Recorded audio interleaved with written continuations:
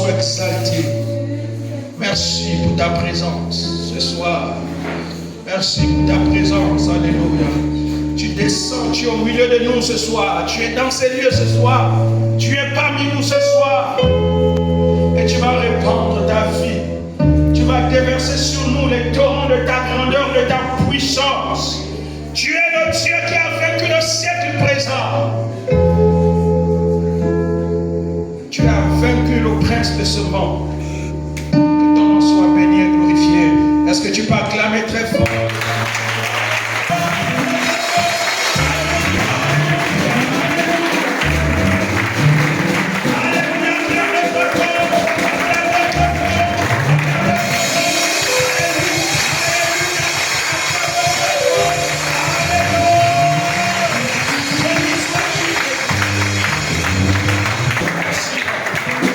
Veuillez vous asseoir. Alléluia.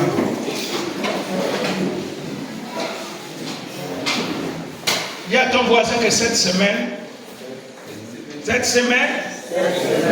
semaine prochaine ne manque pas ce grand rendez-vous. Dis-le avec sourire. Dis cette semaine et la semaine prochaine ne manque pas ce rendez-vous. Et dis à ton voisin que c'est sérieux. Alléluia.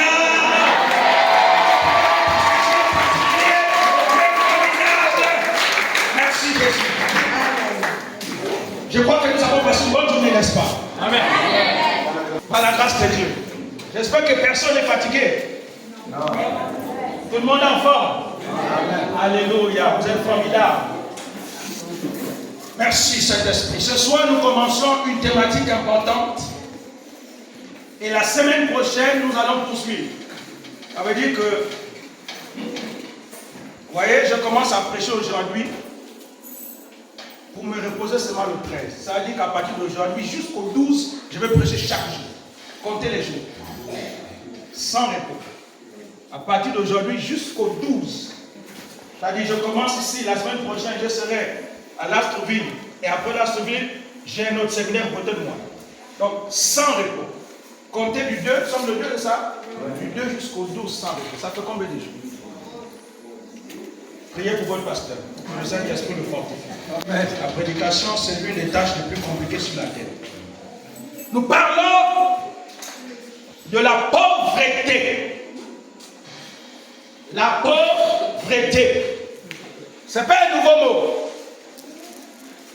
C'est un vieux mot qui existe depuis le commencement. Notre thème, c'est de briser les alliances de pauvreté. Briser les alliances de pauvreté.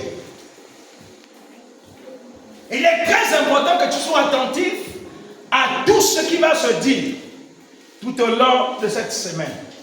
Amen. Amen. Mais aussi au temps de prière que nous allons commencer ce soir. Parce que ce soir, on va commencer à prier. On n'a que 3 jours. On va commencer à prier ce soir.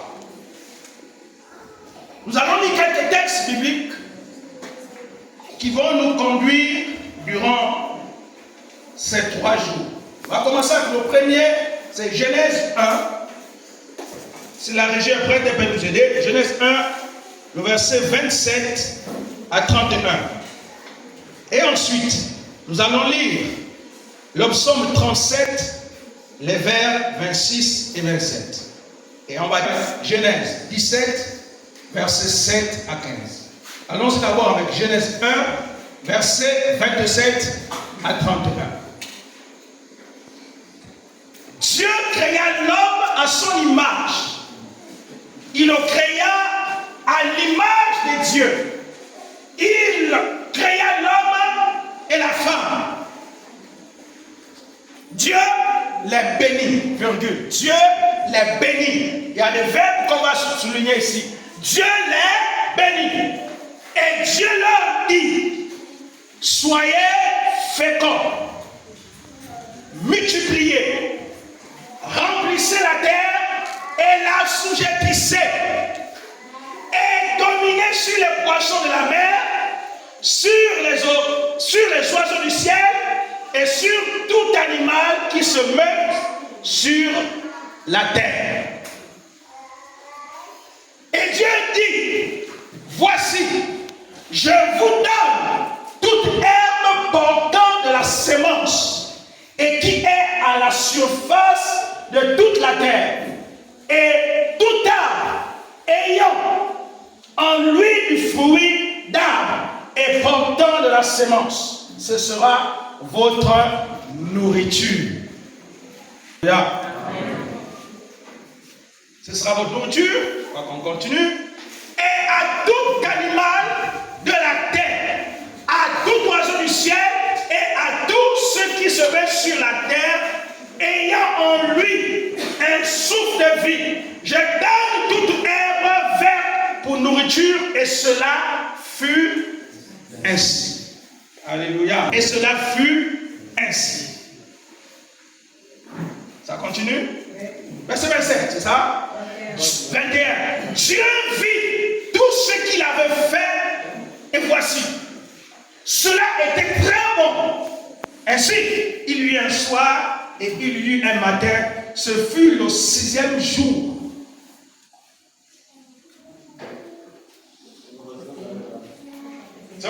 On va lire le psaume 37, les vers 25 à 26. J'ai été jeune, j'ai vieilli, et je n'ai point vu le juste abandonné, ni sa postérité mendiant son père. Toujours il est compatissant et il prête, et sa prospérité est bénie. Alléluia. Amen. Et sa prospérité est bénie. Le livre de Genèse, qui est le livre des commencements, le commencement, le livre de Psaume, qui est une compilation des cantiques de joie, des exploits qu'Israël a eu à expérimenter partout, nous fait mention d'un Dieu qui a créé l'homme. Il a créé l'homme à son image. L'image de Dieu, c'est que Dieu est quoi? C'est que Dieu existe. Dieu, il est ce que les scientifiques appellent le principe de l'existence. Donc Dieu existe. Il est donc une entité réelle. Dieu est réel. Dieu est concret. Dieu n'est pas un être abstrait.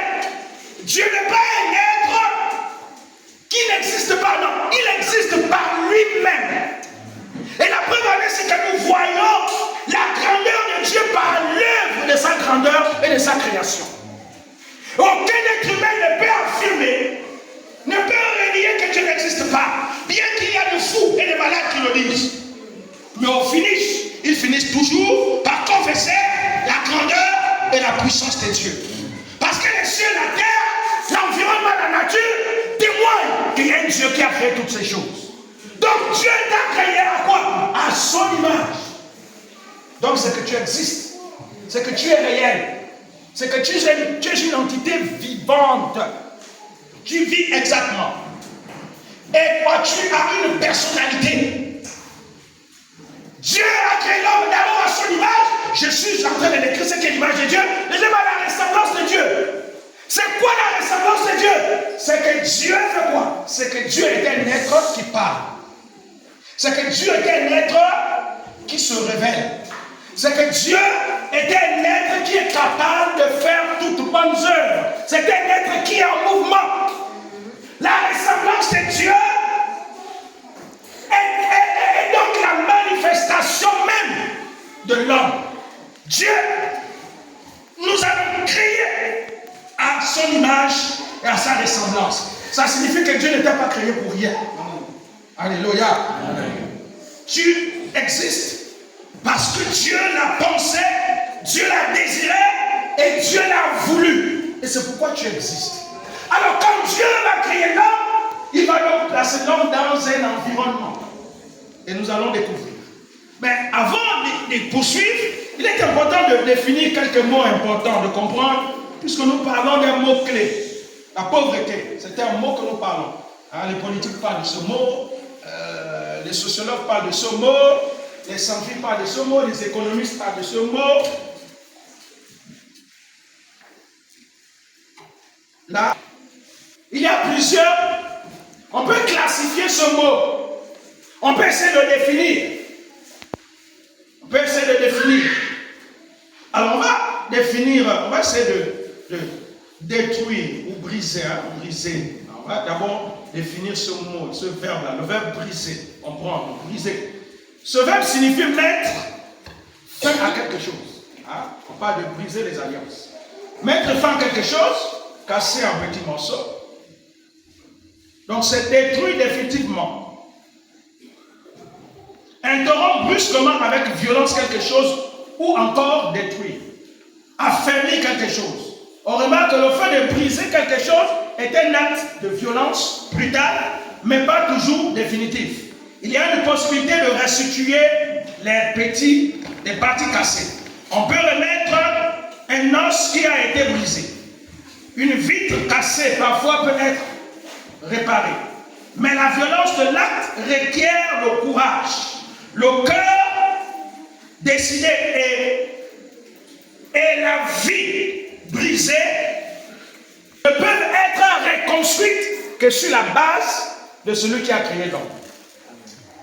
Donc briser ou détruire ici, c'est faire disparaître quelque chose, détruire.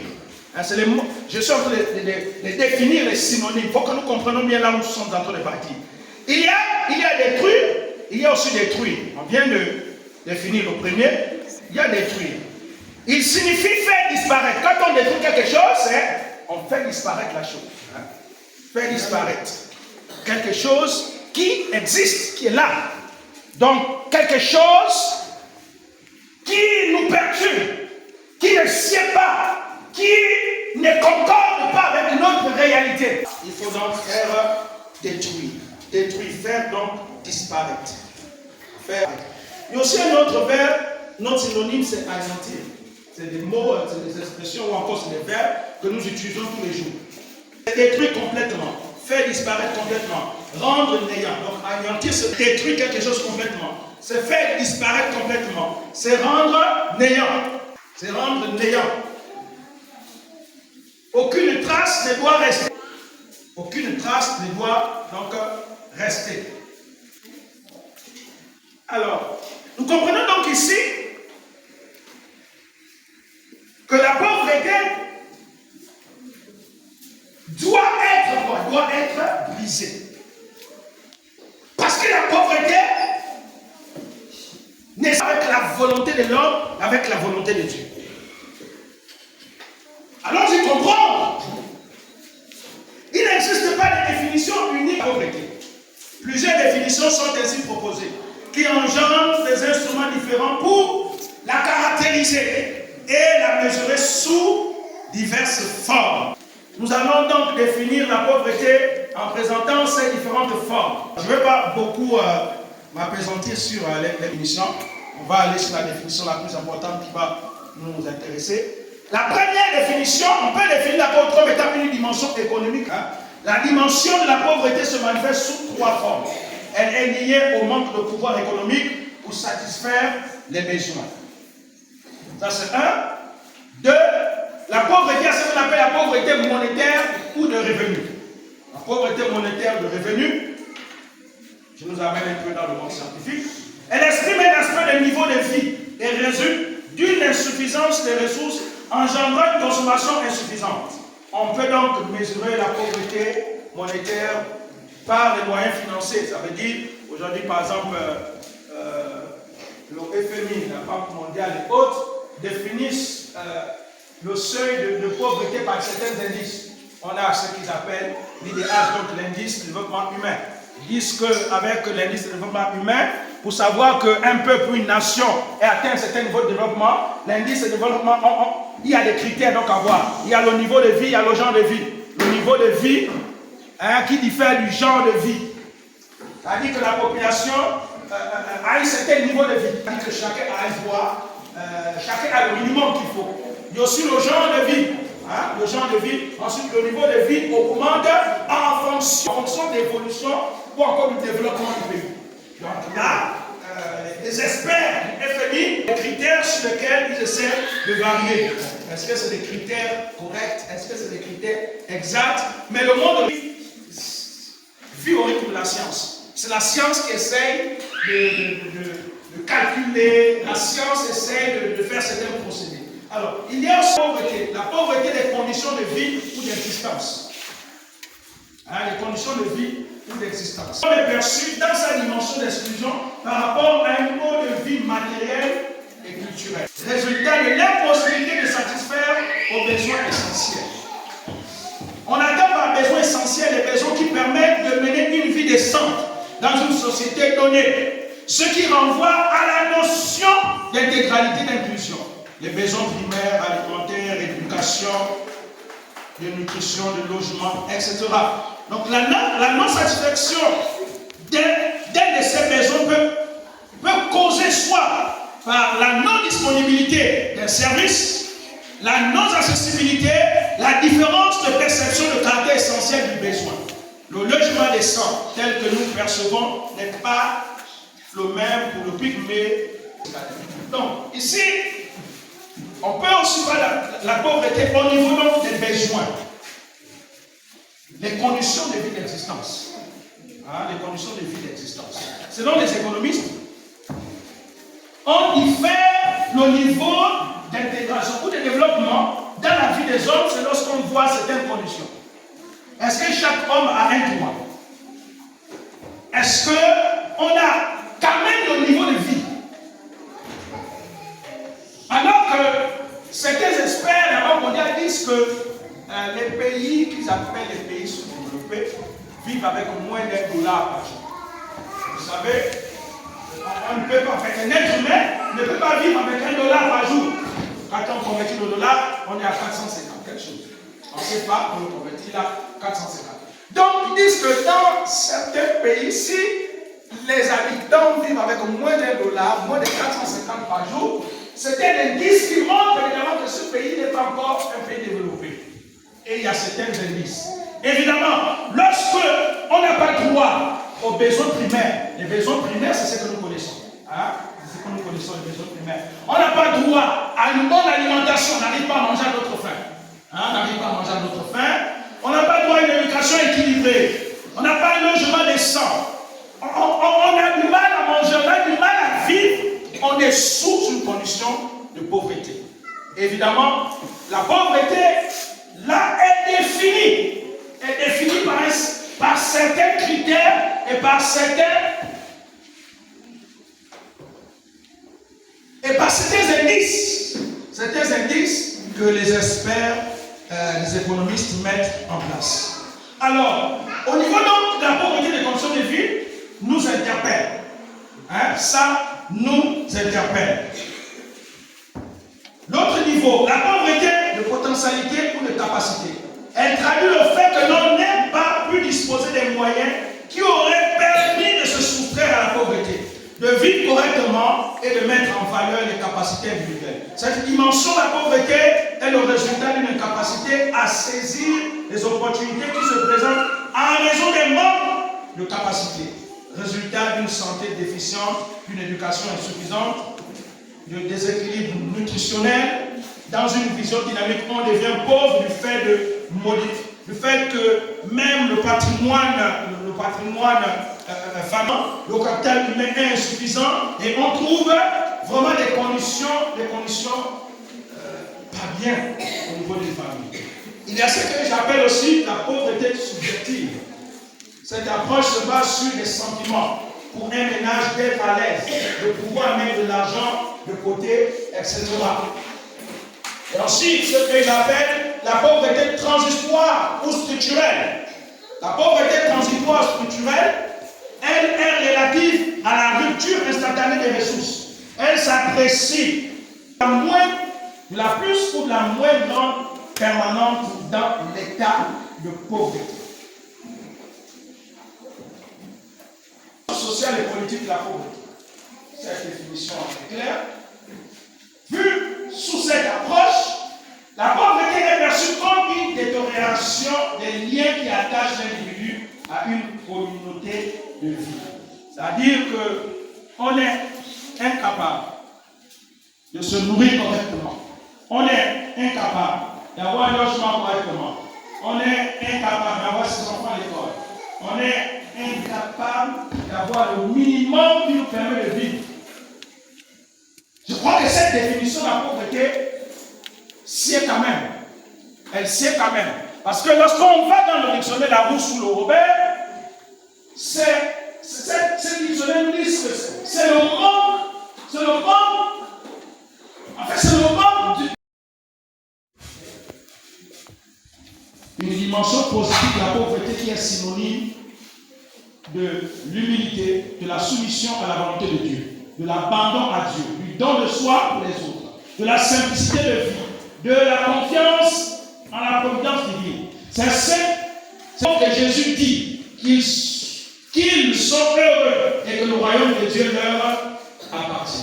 L'opposé, ce sont les hommes qui n'ont aucun penchant pour les autres. Il est difficile pour eux d'accéder au royaume de Dieu.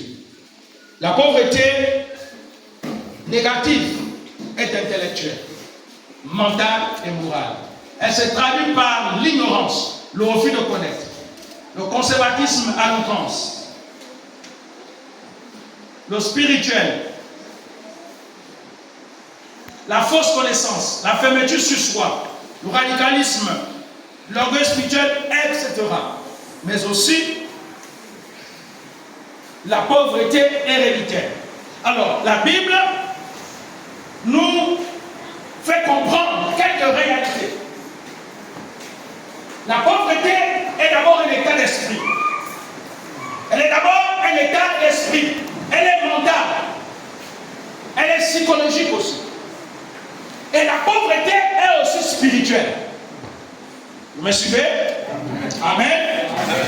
La pauvreté, non seulement qu'elle était un état d'esprit, mais elle est spirituelle aussi. Ce que dit la Bible de la pauvreté et de ses causes, va comprendre. La Bible dit quoi sur la pauvreté et sur ses causes? La Bible nous parle de la pauvreté, mais donne aussi les causes de la pauvreté. Qu'est-ce qui cause la pauvreté? Qu'est-ce qui a mené la pauvreté? Et là, nous allons bien comprendre le texte de Genèse. Dans le récit de la création que nous avons lu tout à l'heure, Genèse, il est précisé que Dieu a voulu que tout ce qu'il a fait soit très bon, n'est-ce pas? Dieu a dit, il a apprécié l'ouvrage de sa création. Et il a évalué, il a apprécié, il a dit, et Dieu vu que cela fut très bon. Dieu a donc mis à la disposition de l'homme de bonnes choses afin qu'il puisse en bénéficier. Dieu fait quoi? C'est Dieu, il crée l'homme, il met donc l'homme dans un espace important. Dieu met l'homme dans le jardin d'Éden, n'est-ce pas, nous connaissons. Et il dit à l'homme, c'est là où tu resteras, c'est là où tu vivras. Le jardin d'Éden n'était pas un espace où il y avait du manque. C'était un espace où Dieu avait tout mis. La Bible dit qu'il y avait toutes sortes d'espèces d'arbres agréables à manger. Donc Adam et Ève ne manquaient de rien. Dieu ne pouvait pas créer l'homme et lui mettre dans le besoin. Il a pris l'homme pour lui mettre à l'abri du besoin. Et l'endroit que Dieu avait trouvé agréable, approprié pour que l'homme puisse vivre, c'était le jardin d'Éden. Il le met donc dans un environnement vraiment végétal. Un environnement où il fait bon vivre. Donc nous comprenons ici que Dieu ne peut pas être à l'origine de la pauvreté. Dieu ne peut pas être à l'origine du manque de besoins de l'homme. Vous me suivez? Amen. Le jardin dans lequel Dieu a placé l'être humain était un lieu d'abondance et de richesse. Au jardin d'Éden, il y avait toutes sortes d'espèces d'arbres. Il y avait les animaux. Et Dieu a d'ailleurs dit à Adam que tu mangeras tout ce qui se trouve sauf l'arbre de la connaissance du bien et du mal. Donc Dieu avait donné à l'homme quoi? Les animaux, il avait de la nourriture, il avait de la viande. Il avait la végétation, il avait les légumes, il avait tout ce qu'il faut. Donc en fait, Adam et Ève ne manquaient de rien. Adam et Ève étaient à l'abri du besoin. Adam et Ève ne connaissaient pas la pauvreté. Amen. Amen. Donc Dieu n'a pas créé l'homme pour que l'homme souffre, pour que l'homme soit dans des conditions dégradables, pour que l'homme soit dans des conditions de mendicité et de besoin. Dieu prend l'homme, il le met dans un bon endroit. Dieu nous a tous créés pour que nous vivions dans un bon endroit. Dieu t'a appelé et t'a mis au monde pour que tu sois dans un milieu où tu te développes. Alléluia. Amen. Rien ne manquait au premier couple. Ils étaient dans l'abondance. Quand on dit l'abondance ici, c'est qu'ils avaient tout. Amen. Alléluia. Ils avaient tout. Ils avaient tout ce dont ils avaient besoin. Ils avaient tout. Ils étaient dans l'abondance. Mais cette largesse de Dieu qui a tout donné à l'homme requiert la responsabilité de l'homme. Ça requiert quoi? De la responsabilité de l'homme. C'est de bien gérer les ressources que Dieu a mises à sa disposition. C'est de bien gérer les ressources. Donc Dieu a pris l'homme, il lui met au jardin, il dit voici le jardin, mais Dieu a la responsabilité de faire quoi? De cultiver le jardin, d'entretenir, de continuer à planter, de continuer à manger, de continuer à prendre soin. Alléluia. Vous me suivez? Il doit travailler et garder le jardin. Donc on voit déjà que la notion du travail intervient avant la chute de l'homme. Amen. Donc le travail c'est une bonne chose que Dieu donne à l'homme. Il dit tu travailleras et tu garderas. Deux verbes. Vous savez, ces verbes ne sont pas pour rien. Travailler, c'est de se mettre en activité. Parce qu'en se mettant en activité, on vit bien. En se mettant en activité, on arrive à pourvoir à ses besoins. Mais lorsqu'on n'est pas en activité, on ne peut pas pourvoir à nos besoins. Il y a un second, garder le jardin. Donc entretenir.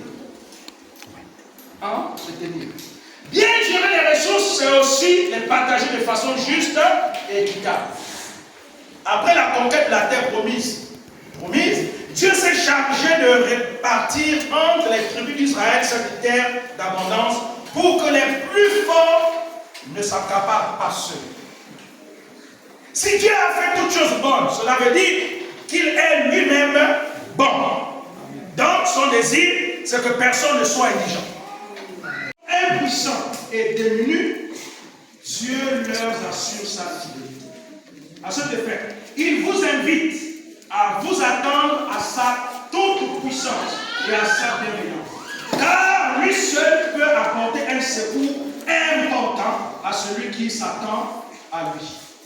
Exemple du peuple d'Israël dans le désert qui était nourri de manne et qui a bu de l'eau qui sortit du rocher. Dieu a voulu leur enseigner qu'il demeure fidèle chaque jour. Il répond aux besoins des siens. C'est dans cette perspective que Jésus nous a appris à dire « Donne-nous notre pain de ce jour ». Amen. Donne-nous notre pain de ce jour. Je suis ici en train de définir. Ce qu'il faut comprendre, c'est que la pauvreté vient d'où? Là, on va rentrer dans les causes. La pauvreté. D'où vient la pauvreté? Les causes de la pauvreté. La pauvreté n'a qu'une seule cause. La cause de la pauvreté, c'est l'homme. Pas le diable. Le diable ne vient que amplifier les choses. La cause de la pauvreté, c'est l'homme.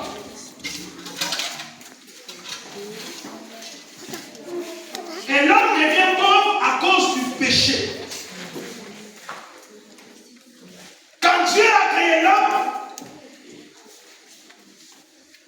l'homme était dans l'abondance.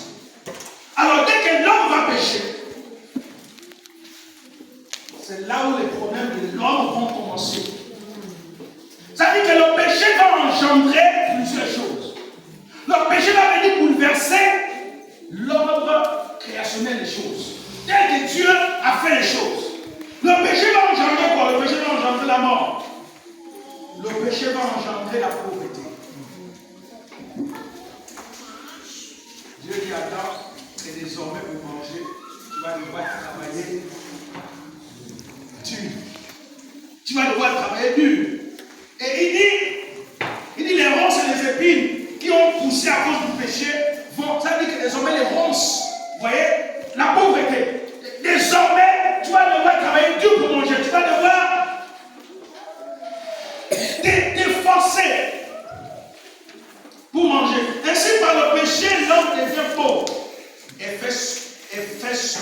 pauvreté aujourd'hui. Le péché ouvre une large voie au diable, destructeur, dérobeur, pour lui arracher l'abondance que Dieu. Le péché qui est à l'origine de la pauvreté se décline en deux branches avec chacune de plusieurs ramifications. Ce que nous comprenons ici. Et désormais, le péché donne accès au diable de venir conditionner l'homme, de venir prendre le dessus sur l'homme. Nous comprenons donc que c'est à cause du péché que le mal est rentré, que la pauvreté est rentrée. C'est parce que l'homme a péché que Dieu a fait quoi? Dieu a durci les choses. Sinon, ce n'était pas ici. On commence. Alléluia. Alléluia. Amen. Vous savez pourquoi Dieu a dit à Adam que vous ne devez pas manger de ce fruit? Il y a une seule chose que Dieu voulait attendre d'Adam et Ève. Parce que Dieu savait qu'il devait manger ce fruit. Mais Dieu avait juste besoin, pour tout va bien, Dieu avait juste besoin d'éprouver le degré de leur obéissance. Dieu voulait juste comprendre s'ils étaient obéissants. Mais apparemment, c'était un test. Vous comprenez? C'était un test. Dieu les a soumis un test. Madame et Ève n'ont pas réussi à ce test. Dieu voulait voir s'ils étaient obéissants. Si leur degré d'obéissance était aussi élevé. Malheureusement, ils ont échoué dans le test de Dieu. La pauvreté va donc venir. Et désormais, la pauvreté fait partie de la réalité de l'être humain. Nous avons dit premièrement que la pauvreté est d'abord un état d'esprit.